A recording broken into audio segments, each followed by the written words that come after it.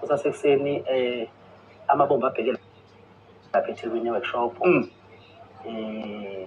Abantu abaningi bayazi ukuthi ilapha esebeyobona khona le moto manje izoqhamuka lapha icela amabherundi siyobuka abantu abangesekile abangithatha bangibeka lapha engikhona nginabo engibalahle ngiyoze ngife noma sengifile futhi uma ukuthi lapho ngiyakwazi ukufika eduze kaNkulunkulu ngikwazi ukumcela izinto engiyithandayo engiyifisayo ngiyofike ngibacelele bonke abangisapothayo ababusise bona nenzalo yabo.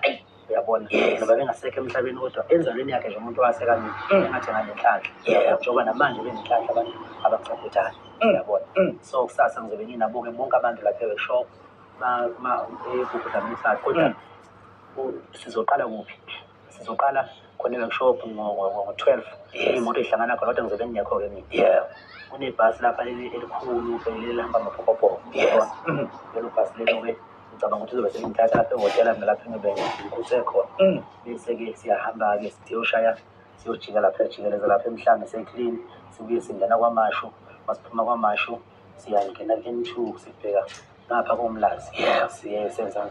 Uyabona sihambe sithi nje sihambe sithi siyabonga abafowethu, siyabonga, siyajabula, siyacelebrate ukuthi uMthandeni SK lo ohambe wahlala ey'ngalweni wanethwa ziy'mvula njengomprofethi u-Isaiah Shembe. Konke ayikhulekela size wakubona esaphila enyameni. Uyabona esaphila enyameni size wakubona. Kuningi futhi okukhulu okusezayo mina ngisho into yami nje kuphela iyodwa ukuthi ngifunda inkonzo yokuthobeka nokuzihlisa, ngihloniphe abantu, ngimukele futhi ngingachazi kakhulu yonke into engathi ngikhulumeza mina.